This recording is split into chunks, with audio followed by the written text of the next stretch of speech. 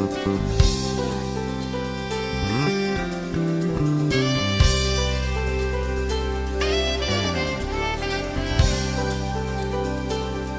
going to take a look at a new product from TMI today. This is a revolving center, and it's a high quality revolving center with a double row ball bearing, very well made. And we have for this several centers that fit into it. One is a 60-degree point center for just general turning.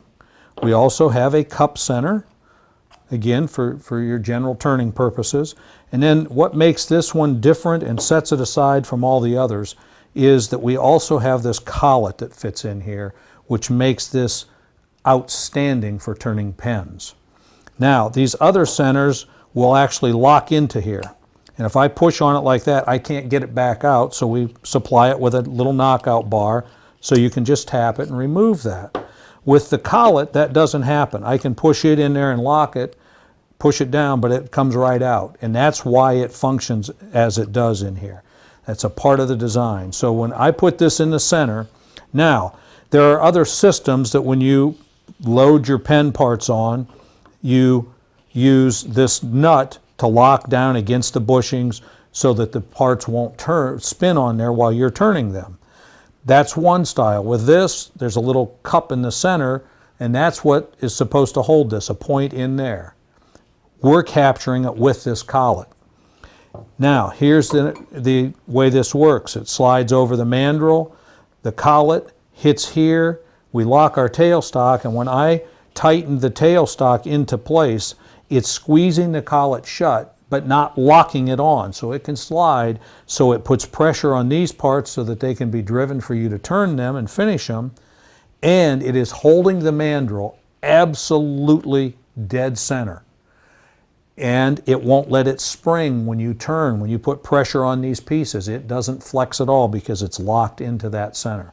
When I back this off, you'll see that I back it off and the collet slides right out, so it hasn't locked into anything on there at all. This is a very high quality center, and again, for pen turning, it's the only one made like this, and it is the best one you can get for pen turning.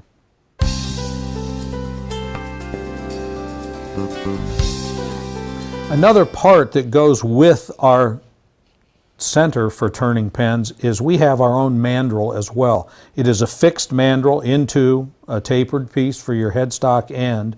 And what's different is that the diameter of this is 246 thousandths, and these other systems, many of them are 243 thousandths. And that doesn't sound like a big difference, but when you put your pen parts on there, they don't center perfectly. They have room to move, and when they move around on there, you're not going to get pieces that fit up to your pen parts exactly. With ours, there's just enough clearance for it to slide on, but that's all, and it makes it much more accurate for turning your pieces. And ours doesn't have a thread on the end at all because our center takes care of that for tightening these in place. Now, if you have another system that does have this locking nut on the end, you simply can remove that, and our center will still work with these other systems as well.